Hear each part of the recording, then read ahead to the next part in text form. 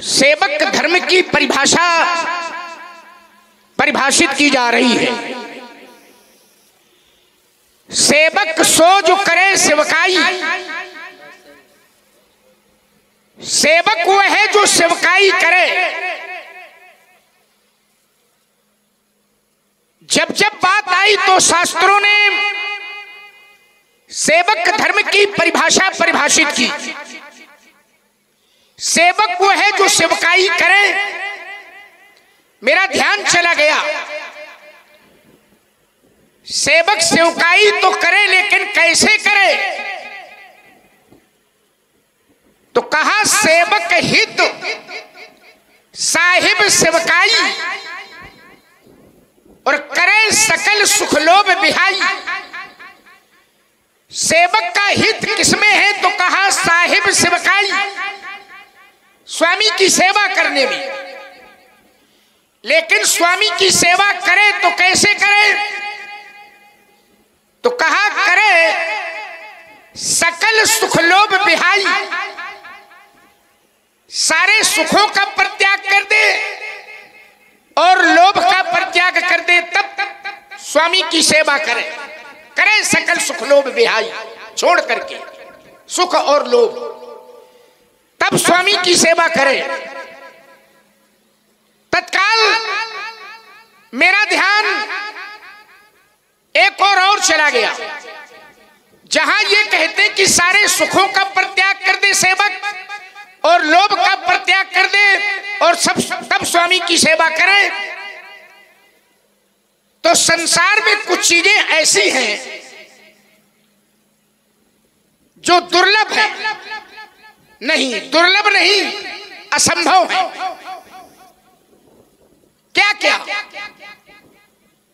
तो कहा सेवक सुख चाह, असंभव। मान भिखारी, असंभव। बेशनी धन, असंभव। शुभ गति व्यभिचारी, असंभव। लोभी यश चाह, असंभव। चार गुमानी, असंभव। क्या क्या असंभव है? तो कहा सेवक अगर सुख की कामना करे, असंभव। कोई बात नहीं है। मान भिखारी, भिखारी अगर सम्मान की कामना करे, असंभव। बेशनी धन, व्यसन करने वाला व्यक्ति अगर धन चाहे, धन की चाहना करे, असंभव। क्योंकि व्यसन जुड़ा हुआ है तो धन ठहरने वाला नहीं है, व्यसनी धन। और शुभ गति व्यभिचारी, व्यभिचार करने वाला व्यक्ति अगर चाहे कि हमें परम गति मिल जाए, असंभव। लोभी यश चाह, लोभी व्यक्ति यश की चाहना करे, असंभव। चार गुमानी, ये चार गुमानी क्या है? चार होते हैं पुरुषार्थ, अर्थ, धर्म, काम और मोक्ष। गुमान करने वाला व्यक्ति चार पुरुषार्थ क्या है? असंभव। और अगर इतने लोग इतनी सारी बातों की चाहना और कामना करते हैं तो ऐसा लगता है कि नभ दुही दूध चाहिए प्राणी। नभ माने आकाश। ऐसा लगता है कि मानो ये आकाश को दूह करके दूध प्राप्त करना चाहते हैं। तो क्या आकाश से कभी दूध मिलेगा? असंभव है। तो ऐसा लगता है मानो आकाश से दूह करके ये दूध प्राप्त करना चाहते हैं। तो जैसे आकाश से दूध असंभव है, उसी प्रकार अगर इतने लोग इतनी बातों की चाहना और कामना करें तो ये सब असंभव है, ये मिलने वाला नहीं है। महात्मा परशुराम जी कह रहे हैं कि सुनौ राम जेहि शिवधनु तोरा तो सहस सम सो रिपु मोरा, धनुष तोड़ने वाला शास्त्राबाहु के समान मेरा बैरी है।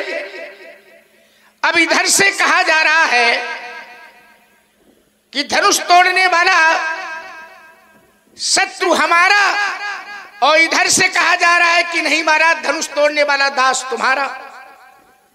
कितना विरोधाभास है, इधर से दास तुम्हारा और उधर से शत्रु हमारा, और सामान्य शत्रु नहीं है। फिर कहते हैं कि सोब लगाओ बिहाय समाजा, न तू मारे जाएंगे हैं सब राजा, सब राजा मारे जाएंगे। तो जिस समय ये कहते हैं कि सब राजा मारे जाएंगे, तो मेरा ध्यान इन सब राजाओं की ओर चला गया। सब राजा, तो सब राजाओं में यहां दो प्रकार के राजा हैं। कौन कौन? तो कहा तपस्या देख भूप अभिलाषे, क्रूर कपूत मूड मन माखे, उठी उठी पहर सनाए अभागे, और जहां तहां गाल बजामन लागे। दुष्ट प्रवृत्ति के राजा। और दूसरे राजा, दूसरे राजा हैं साधु। पहला शब्द है साधु। साधु भूप बोले सुनिपानी कि राज समाजे लाज न जानी। तो एक राजा है दुष्ट राजा और एक राजा है साधु राजा। और महात्मा जी की घोषणा क्या हो रही है कि न तुम्हारे जई हैं सब राजा, सब राजा मारे जाएंगे। मैं सोचने लगा कि जब सब राजा इनके द्वारा मारे जाएंगे तो सब राजाओं में तो दुष्ट राजाओं के साथ साधु राजा भी है, तो क्या इनके द्वारा साधु प्रवृत्ति के लोग भी मारे जाएंगे? और अगर साधु प्रवृत्ति के लोग इनके द्वारा मारे जाएंगे तो इनकी अवतार कोटि है मीन कमट सूकर नरहरि बामन परशुराम बपधरी जब जबनाथ सुरन, अवतार कोटि है। और अवतार होता काहे के लिए है? तो ब्रह्मवाणी में परमात्मा कहता है कि परित्राणाय साधूनाम और विनाशाय च दुष्कृताम। अवतार होता है साधुओं की रक्षा के लिए, अवतार होता है दुष्टों के विनाश के लिए। तो भाई साधु रक्षा के लिए आप आए तो साधुओं की रक्षा करो, दुष्टों का विनाश करने के लिए आप आए हैं तो दुष्टों का विनाश करो। चलो साधु रक्षा के लिए आप आए, साधुओं की रक्षा न करो, लेकिन अगर इनकी रक्षा न करो तो कम से कम इतनी कृपा तो इनके ऊपर करो कि नहीं मारो तो ना।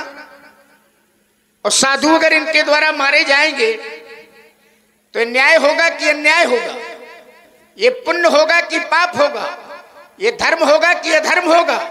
और सबसे बड़ी बात तो ये है कि ये कृत्य इनके द्वारा किया जाएगा तो क्या ये अपने चरित्र के साथ न्याय कर पाएंगे? ये बात समझ में नहीं आ रही।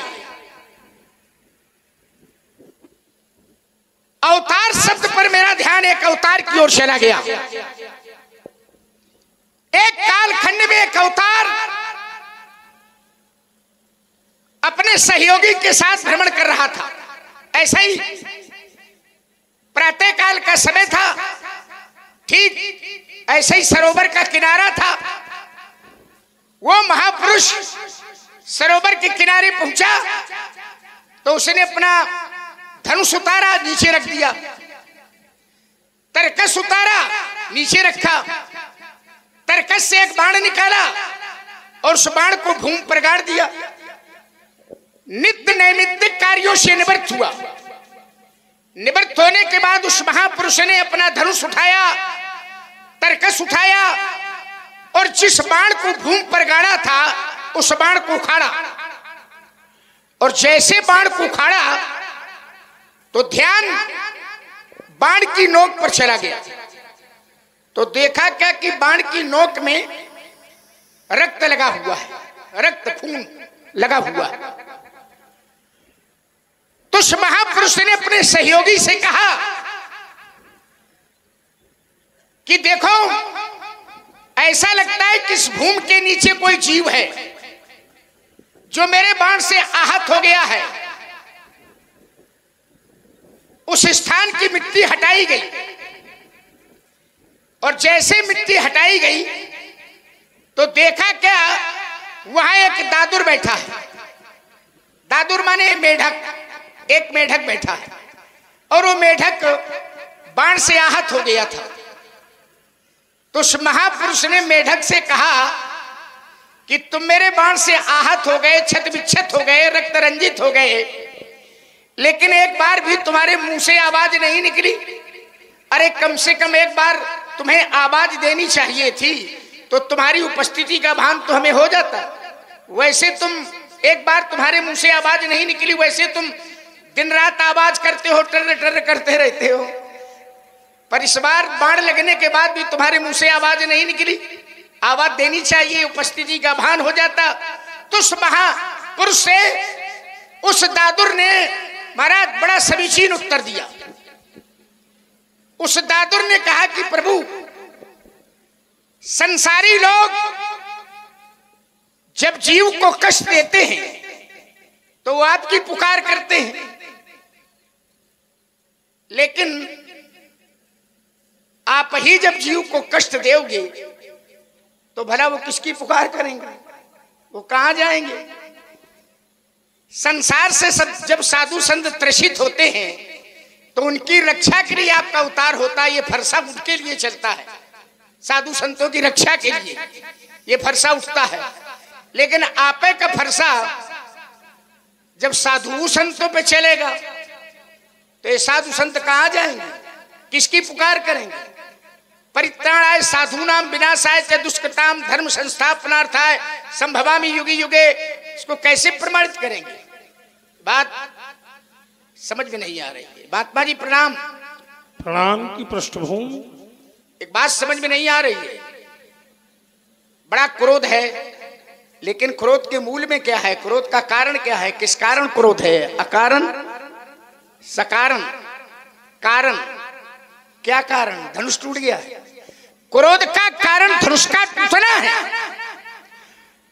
धनुष के टूटने पर आप क्रोध कर रहे हैं। एक बात मैं आपको बता दूं, अगर क्रोध का कारण धनुष का टूटना है, धनुष के टूटने पर आप क्रोध कर रहे हैं, तो बहु धन भी तोरी लरिकाई और कबहु ना असर स्कीन गोसाई। महाराज महिराज, मैंने बाल्यावस्था में बहुत सी धनुइयां तोड़ी थी। अरे जब बहुत तोड़ी थी तो बहुत क्रोध नहीं था, एक टूटा है, क्रोध बहुत है। तो क्या इस धनुष पर आपकी ममता है तो कई हेतु। इसका हेतु, इसका कारण क्या है। पूज्यपाद प्रातः स्मरणी महामना, हम जानना चाहते कि यही धन पर ममता कई हेतु क्या है। सुमित्रानंद लक्ष्मण, मेरी वार्ता यहाँ के अधिष्ठाता राजा जनक से हो रही थी। मैंने उससे पूछा कि अजगौ का खंडन किसने किया, उसे बताओ या दिखाओ। बताया जाता है नाम, दिखाया जाता है रूप, और इन दोनों कार्यों में से कोई कार्य संपादित नहीं कर पाया। तेरा भैया बोलता, उसके द्वारा भी अनिश्चयवाची सर्वनाम का प्रयोग। श्रीमान जी आए, मैंने सोचा कोई उत्तर मिलेगा। उत्तर तो दूर, इतना बड़ा आरोप। एक नई भूमिका आपने रखी है आज, और देखो मैं लगा रहा हूं उस पर कुछ न कुछ। राजकुमार लक्ष्मण ने कहा, इतने असंभव दुर्लभ, अगर भिखारी मान चाहे तो मान नहीं मिल सकता है, व्यभिचारी चाहे तो उसको वो गति नहीं मिल सकती है। पर मैंने जो दृष्टि लगाई वो केवल एक लगाई कि भाव कुभाव अनख आलस हूं और नाम जपत मंगल तीर्थम। कुछ भी असंभव नहीं है कि इसमें सांकेतम परिहासम विस्तोतम हेलन में, संकेत में, हास्य में, परिहास में, उठने में, गिरने में, हंसने में, बोलने, हर परिस्थिति में, भाव से कुभाव में, अनख में, आलस्य में, किसी भी प्रकार से परमात्मा का नाम लिया जाए तो तत्क्षण मंगल प्रदान कर देता है। अब जैसे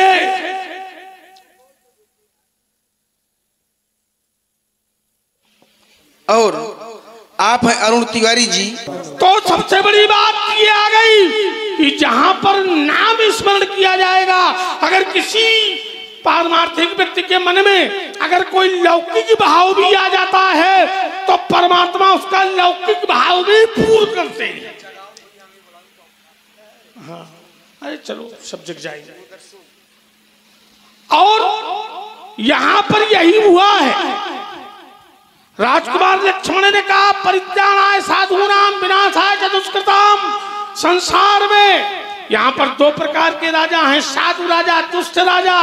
अगर आप साधुओं को मारेंगे तो न्याय होगा कि अन्याय होगा, धर्म होगा कि अधर्म होगा, पाप होगा कि पुण्य होगा? तो मैं ये कह रहा हूं कि न्याय होगा, क्योंकि न्यायात अपने बंधु को भी दंड देना न्याय है।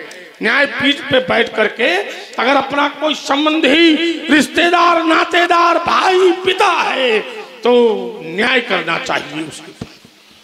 राजकुमार लक्ष्मण अगर साधु अन्याय का साथ देते हैं तो क्या वो दंड के पात्र नहीं होते? क्या न्यायपालिका उन्हें ये कह करके छोड़ देगी कि साधु हो चाहे जो कुछ करो ना?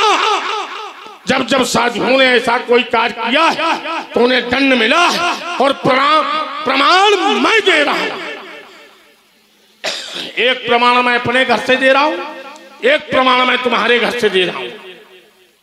हमारे बाबा भृगु साधु थे, शिव विरोध में यज्ञ हुआ, ऋभु नाम के देवताओं को उपस्थित करवा करके शिव गणों को मरवाया तो साधु थे, फिर दंड न मिलता, फिर दाढ़ी क्यों नोची गई? ये बात सिद्ध करती है कि साधु भी अगर अन्याय का साथ देते हैं तो दंड के पात्र होते हैं।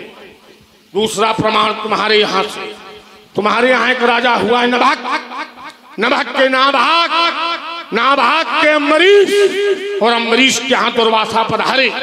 दुर्वासा साधु थे, राजा ने निमंत्रण दिया, विलंब से पहुंचे।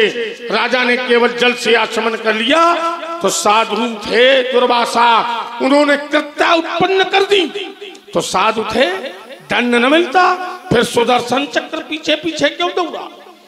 तो ये बात सिद्ध करती है कि साधु अगर अन्याय का साथ देते हैं तो दंड के पात्र होते हैं। राजकुमार लक्ष्मण ने कहा कि बहु धनु ही तोरी लड़काई, कबहुना श्रीस्कीन गोसाई। मैंने बाल्यावस्था में बहुत सी धनुइयां तोड़ी है, थोड़े होंगे जहां थोड़े होंगे, उनसे मेरा कोई प्रयोजन नहीं। वहां गए थे तोड़े और यहाँ गया है तोड़ा, और आज हम ढूंढ लेंगे किसने है तोड़ा। रही बात ममता, डंके की चोट पे कहता हूं कि ममता है। ममता दो प्रकार की, एक व्यवहारिक, एक पारमार्थिक। व्यवहारिक ममता 10 स्थानों पे बसती है जो कि त्याज्य है, और पारमार्थिक ममता अपने इष्ट के प्रति, अपने इष्ट की वस्तुओं के प्रति जो ममता की जावे वो पारमार्थिक ममता होती है। और हेतु है हमारा धनुष तोड़ने वाला। इसलिए एक बात बता दूं, रे नृप बालक काल बस बोलत तू ही न समार, धनु ही संत प्रार धनु विदित सकल संसार। चलिए महाराज देखिए, संदर्भ से जुड़ी हुई बातें होनी चाहिए। मैंने 4 बातें रखी थी, उसमें कहा इतने लोग अगर इतनी बातों की चाहना कामना करें तो संभव है। तो आपने कहा सब संभव है। क्या संभव है? सेवक सुख चाहे क्या संभव है? भिखारी सम्मान चाहे क्या संभव है? व्यसन करने वाला धन चाहे संभव है? तो आपने उसको जोड़ा कहां से? बोले भाव कुभाव वन खालसऊ, नाम जबद मंगल दिश दशवू। नाम का प्रभाव ऐसा है कि कोई कैसे भी जाप करे, ये विषय दूसरा है और ये विषय दूसरा है, ये इस संदर्भ से मेल नहीं खा रही। चलिए खैर, आपने कहा, जो बात आपने रखी कि अन्याय का साथ अगर साधु देते हैं तो भी दंड के भागी होते हैं। और उदाहरण बोली, मैं एक अपने घर से दे रहा हूं, एक तुम्हारे घर से दे रहा हूं। आपने कहा कि हमारे बाबा भृगु साधु थे और इन्होंने अन्याय का साथ दिया था, शिव विरोध में यज्ञ हो रहा था, उसका समर्थन किया था, तो बोले दंड मिला, दाढ़ी नोच ली गई। अब हमें क्या मालूम, हम क्या जाने कि क्या क्या हुआ उनके साथ, ये आप जानो। अब बोले वो साधु थे, नहीं, भृगु जी देखिए हमारा विषय है साधु का, और भृगु जी साधु नहीं है। साधु किसी वर्ण व्यवस्था का नाम नहीं है, साधु किसी जाति का नाम नहीं है, साधु बहुत सुंदर वस्त्र का नाम नहीं है। साधु एक वृत्ति है, साधु एक स्वभाव है, साधु एक आचरण है। जब जब साधु की बात आई तो उसका न कुल बताया गया होगा, वर्ण बताया गया होगा, चरित्र बताया गया होगा। साधु चरित्र, शुभ चरित्र कपासु। आपने कहा भृगु जी तपस्वी हो सकते हैं, ब्राह्मण हो सकते हैं, भृगु जी ज्योतिषाचार्य बहुत बड़े हो सकते हैं, भृगु संहिता का निर्माण किया है, हो सकते हैं। ब्रह्मवाणी में परमात्मा ने उनके लिए कहा महर्षि राम भृगु अहम, मैं महर्षियों में ब्रह्मर्षि हो सकते हैं, तपस्वी हो सकते हैं, लेकिन साधु नहीं हो सकते। और हमारी बात साधु की है तो बोले दंड मिला। दूसरा उदाहरण दिया अपने दुर्वासा का, बोले दुर्वासा साधु थे, अम्बरीश को कष्ट दे दिया, भगवान ने सहन नहीं किया, चक्र सुदर्शन छोड़ दिया, और बोले दुर्वासा भी साधु थे। हाँ, अब दो ही तो संसार में साधु बचे हैं, एक आप और एक दुर्वासा। अरे दुर्वासा साधु है, वो भी तपस्वी है, वो भी ब्राह्मण है। साधुओं का जो चरित्र होता है, मैंने पढ़ा है, साधु नियमावली को जाना है तो साधु नियमावली में साधुओं के लक्षण मैंने पढ़े हैं। साधु कौन?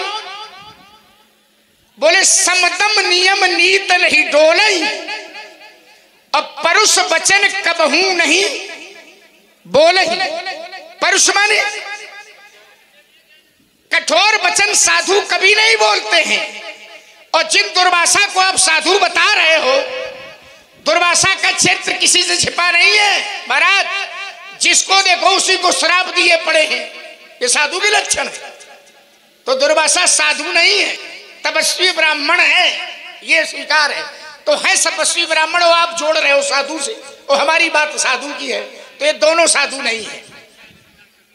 आपने कहा कि दुर्वासा ने, और देखिए एक सूचना है, कोई पहरा से भगवान की लीला देखने के लिए आए थे, उनकी अचानक तबीयत खराब हो गई है, तो हमारे आदरणीय श्री ज्ञानेंद्र डॉक्टर साहब समिति से मिलकर उस मरीज को जरा स्वस्थ करें, जाकर देखें शीघ्रता से। आदरणीय श्री ज्ञानेंद्र डॉक्टर साहब मरीज पहरा से हैं, जाकर उन्हें देख लें थोड़ा सा। चलिए देखिए भैया, वैसे रघुपति भगत सजीवन मूरी, राम कृपा नासै सब रोगा, भगवान राम जी चाहेंगे वो स्वस्थ हो जाए। आइए महाराज, तो देखिए आपने कि दुर्वासा की एक घटना बताई कि दुर्वासा ने आचमन कर लिया, द्वादशी के कुछ पल शेष थे, अम्बरीश को अर्थात कष्ट दे दिया, भगवान से सहन नहीं हुआ, चक्र सुदर्शन छोड़ दिया। आइए मैं इसी बात को जोड़े दे रहा हूं। देखिए जब भगवान ने दुर्वासा के पीछे चक्कर छोड़ा तो क्यों छोड़ा? क्या दुर्वासा ने कोई अपराध किया था? दुर्वासा ने भगवान के भक्त को कष्ट दिया था तो भगवान ने सहन नहीं किया था, ठीक। और इन्हीं दुर्वासा ने एक बार स्वयं भगवान को कष्ट दे दिया और भगवान ने सहन कर लिया। एक बार भगवान के यहां दुर्वासा पधारे, भगवान ने बड़ा स्वागत किया, हाथ जोड़ करके दुर्वासा के सामने खड़े हुए और कहा कि महाराज आप हमारे धाम को चलो। तो दुर्वासा ने कहा ऐसे नहीं चलूंगा। तो भगवान ने पूछा महाराज कैसे चलोगे? तो दुर्वासा ने कहा कि महाराज पहले रथ में बैल की तरह जुतो और फिर ले चलो। तो मर्यादा के रक्षक परमात्मा ने वैसा ही किया, रथ में बैल की तरह जुट गए। दुर्वासा ने मारे कोड़ों के भगवान की खाल उतार दी, वारे साधु भगवान की खाल उतार दी, घर ले गए। अर्चन बंदन स्तवन पूजन करने के बाद फिर दुर्वासा के सामने परमात्मा खड़े हुए और कहा कि महाराज भोजन तैयार है, ग्रहण करो। इसमें तो आप आगे है ही हो। दुर्वासा तैयार हो गए। भोजन का पहला ग्रास जैसे मुख में डाला तो एक दासी वहीं बगल में खड़ी थी, तो उसने पूछ दिया कि महाराज भोजन कैसा बना है? तो क्रोध के अवतार दुर्वासा ने मुख के ग्रास को बाहर कर दिया, हाथ में जल लिया और कहा कि महाराज श्राप दे रहा हूं, क्यों भोजन के बीच में टोका गया? वारे साधु, अरे भाई घर में कोई सदस्य आ जाता है, अतिथि आ जाता है, अगर घर का सदस्य अतिथि वो भोजन कर रहा हो और घर का सदस्य अगर ये पूछ दे कि महाराज, प्राय पूछ देता है कि भोजन अच्छा बना है कि बुरा बना है, घर का कोई व्यक्ति पूछ दे, तो क्या उस पूछने वाले व्यक्ति ने इतना बड़ा अपराध कर दिया कि भोजन करने वाला व्यक्ति कह दे हम श्राप दे रहे हैं, काहे टोका गया? ये साधु के लक्षण है। कहा श्राप दे रहा हूं, क्यों बीच में टोका गया? परमात्मा ने दुर्वासा के चरण पकड़ लिए और कहा महाराज आप श्राप न दो, आप जो कहोगे सो मैं करूंगा। तो दुर्वासा ने कहा कि जो मैं कहूंगा सो करोगे? भगवान ने कहा हाँ। तो दुर्वासा ने कहा जो मुक्का ग्रास, जो जूठन मैंने बाहर किया है, पहले इसको उठाओ, प्रसाद मान करके चखाओ, अंग प्रत्यंगों में मलाओ। मर्यादा के रक्षक परमात्मा ने इस जूठन को उठाया, प्रसाद मान करके चखा, अंग प्रत्यंगों में मला। दुर्वासा प्रसन्न हो गए, उन्होंने कहा महाराज आप मर्यादा के रक्षक हैं, आपने जूठन को प्रसाद मान करके चखा है, सारे शरीर में मला है, तो जाओ आज से मैं तुम्हें वरदान देता हूं कि जहां जहां इस जूठन का भाग आपके शरीर में लग गया है, वहां वहां का भाग आपका वज्रवत हो जाएगा। हाँ, श्रद्धा के कारण आपने इसको पैर के तलुए पर नहीं लगाया है। भगवान ने उस जूठन को सारे शरीर में लगाया था, लेकिन पैर के तलुए पर नहीं लगाया था। तो दुर्वासा ने कहा कि श्रद्धा के कारण आपने इसको पैर के तलुए पर नहीं लगाया है, तो आगे आने वाले अवतार में, आगे आने वाले किसी युग में जब कोई शत्रु तलुए तल पर बाण का प्रहार करेगा, तब तुम्हारे शरीर से प्राण।